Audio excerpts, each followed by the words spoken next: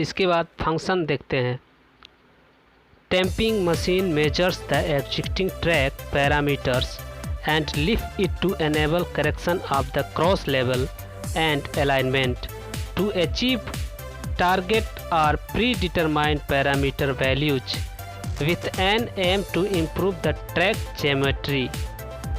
It simultaneously packs the blast under the sleepers using tamping tools fitted on tamping unit to provide well compacted blast bed. अर्थात tamping machine मौजूदा track मापदंडों को मापती है और इसे track स्तर और संरेखण के सुधार को सक्षम करने के लिए ट्रैक ज्यामिति को बेहतर बनाने के उद्देश्य से लक्ष्य या पूर्ण निर्धारित पैरामीटर मूल्यों को प्राप्त करने के लिए लिफ्ट करती है। यह अच्छी तरह से कॉम्पैक्ट गिट्टी को विस्तार प्रदान करने के लिए एक साथ स्लीपर्स के नीचे गिट्टी पैक करता है और यह टैंपिंग यूनिट पर फिट किए गए टैंपिंग टूल्स का उपयोग करता है। इसके बाद इसका मेन फंक्शन देखते हैं टैंपिंग मशीन का। करेक्शन ऑफ अलाइनमेंट या सीधाई को ठीक करता है। Correction of longitudinal and cross level या क्रॉस लेवल को ठीक करता है। Tamping of ballast under the sleeper के नीचे ब्लास्ट को टैंपिंग करता है अर्थात पैकिंग। इसके बाद टैंपिंग मशीन की असेंबली देखते हैं। इसमें इंजन जो होता है, diesel engine is the main source of power. The energy converts chemical energy of fuel into mechanical energy. इसका जो मेन ऊर्जा का स्रोत होता है डीजल इंजन और यह रासायनिक ऊर्जा को विभिन्न प्रकार के यांत्रिक ऊर्जा में परिवर्तित करता है। जैसे इसमें पहला देखिए, mechanical power through gear boxes. यांत्रिक ऊर्जा को गियर बॉक्स के थ्रू विभिन्न प्रकार के कार्यों में प्रयोग लिया जाता है। दूसरा, hydraulic power through hydraulic pump. Hydraulic pump को चलाने के लिए इसका जो हाइड्रोलिक पावर का यूज किया जाता है। इनमें विभिन्न प्रकार के पंप दिए रहते हैं जो विभिन्न प्रकार के कार्यों को संपादन के लिए मोटर और सिलेंडर को ऑपरेट करता है। इसके बाद देखिए नेक्स्ट इसका प्यूमेटिक पावर थ्रू कंप्रेसर। कंप्रेसर को चलाने के लिए भी इस प्रकार के पावर्स की ज़रूरत होती है जो कि मैकेनिकल पावर मुख्य होता है। यह मेनली ब्रेक, लॉकिंग और अनलॉकिंग सिस्टम के लिए उपयोग होता है और यह पिलर्स को मूवमेंट करता है अप और डाउन में और विभिन्न प्रकार के कार्यों को संपादित करता है। इसके बाद देखिए next, electrical power through alternator and batteries. इसमें जो इलेक्ट्रिकल पावर जनरेट होता है वो अल्टरनेटर के थ्रू होता है और इसका मेन सोर्स होता है बैटरी और यह यूज किया जाता है इलेक्ट्रिकल पावर को सेंसिंग डिवाइस के रूप में जो कि पैरामीटर को करेक्ट करता है और सिंगल्स को, हाइड्रोलिक यूनिट को, इसमें लगे विभिन्न प्रकार के यूनिट्स को इलेक्ट्रिक पावर सप्लाई करता है ताकि अच्छे से ऑपरेशन या कार्य किया जा सके। इसके बाद देखिए नेक्स्ट, टैंपिंग यूनिट्स।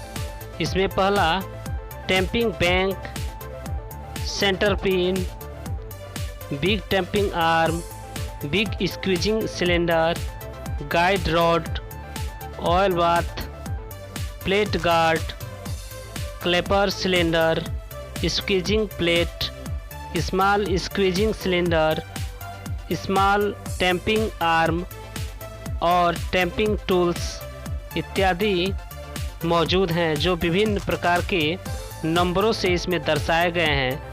आप लोग वीडियो को पॉज करके थोड़ा सा देख सकते हैं इसको अच्छे से समझने के लिए, अन्यथा ये सारे जितने भी 12 प्रकार के इसमें टूल्स हैं जिसको इस फिगर के माध्यम से दिखाया गया है, इसको आप लोग एक बार पढ़ लीजिएगा या ध्यान से रिपीट कर लीजिएगा तो आप लोगों को समझ में आ जाएगा।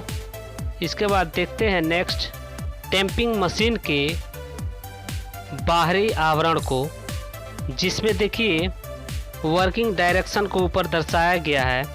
और सबसे आगे फ्रंट केबिन होता है। फ्रंट केबिन के जस्ट नीचे फ्रंट ट्रॉली, उसके बाद फ्रंट बोगी, उसके बाद होता है लाइनिंग ट्रॉली, उसके ऊपर होता है लिफ्टिंग एंड लाइनिंग यूनिट, फिर उसके आगे टैंपिंग यूनिट होता है। टैंपिंग यूनिट के पीछे सैटेलाइट व्हील होता है और इसके ऊपर लेवलिंग कॉर्ड सैटेलाइट फ्रेम होता है। उसके नीचे मेजरिंग ट्रॉली होता है। उसके पीछे रियर बोगी व्हील्स होता है। उसके जस्ट ऊपर होता है रियर वर्किंग केबिन और सबसे पीछे रियर ट्रॉली होता है। तो ये था आपका टैंपिंग मशीन का मेन पार्ट्स। इसके बाद देखते हैं टैंपिंग मशीन के टाइप्स, कितने टाइप्स के टैंपिंग मशीन होते हैं। तो इसमें देखिए पहला टेम्पर्स विदाउट सैटेलाइट यूनिट, ये पहला टाइप है।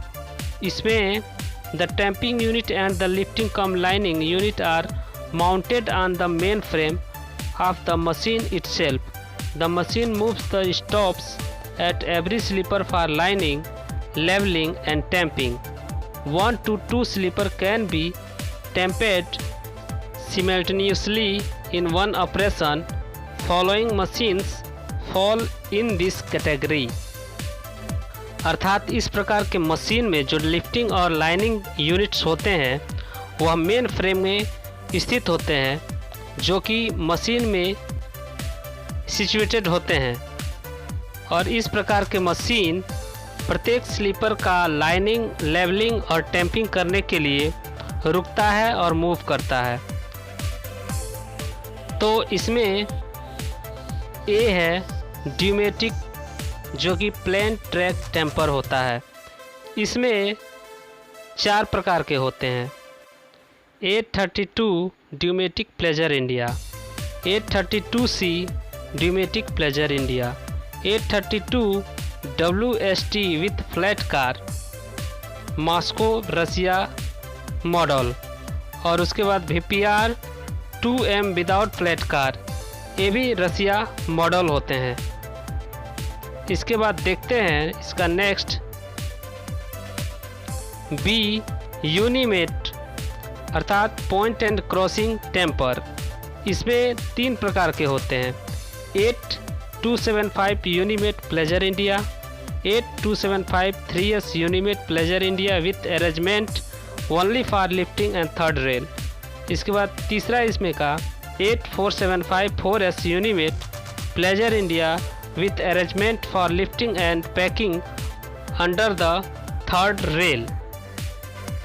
इसके बाद देखते हैं C multipurpose tamper, plain and point and crossing tamper, जिसमें 2 टाइप के होते हैं।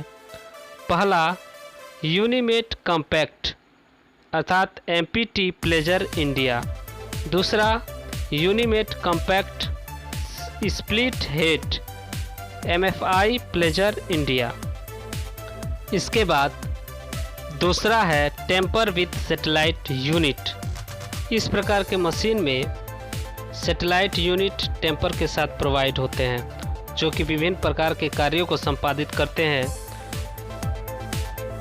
और इस प्रकार के मशीन एवरी स्लीपर अर्थात स्लीपर सेट के बीच में जो है मूव करते हैं और स्टॉप करते हैं फॉर लेबलिंग, लाइनिंग और टैंपिंग के लिए।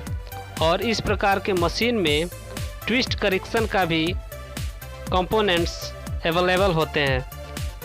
इस प्रकार के मशीन में भी कई प्रकार के मॉडल आते हैं, जो कि एक साथ 2 या 3 स्लीपर्स को एक ही ऑपरेशन में टैंपिंग कर सकते हैं। तो चलिए देखते हैं कि tamper with satellite unit machine के अंतर्गत कौन कौन से मशीन आते हैं। इसमें A 932 CSM plain track tampers और इसका B tamping express 93X plain track tampers. अब चलिए देखते हैं टैंपिंग मैकेनिज्म।